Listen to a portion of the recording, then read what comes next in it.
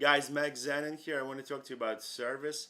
The unfortunate statistic is that about 97% of dealer principals, general managers, and partners uh, came up through sales. And in many cases, service department is a little confusing to a lot of dealers.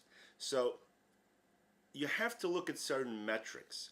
And one of the metrics I want to encourage you to look at is how many hours per repair order you are spending on internal work.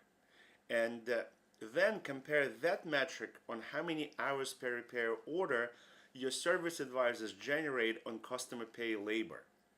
And I have a sneaky suspicion that the hours per repair order on internal will always be higher than on customer pay labor. And the answer is very simple. It's because the sales department is the best customer service department has.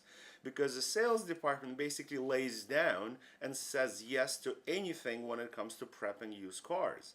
So you should have a conversation with your service manager and your service advisors and say, hey guys, if I am, let's say, paying you 2.5 hours per repair order on internal, but you are only charging 1.5 hours on customer pay labor repair orders, there is a problem there. Either you are overselling me or you're underselling customers. So we have to find a golden medium here where either your service advisors need a little more training or your sales department needs to be more alert and not overpay for the internal prep work.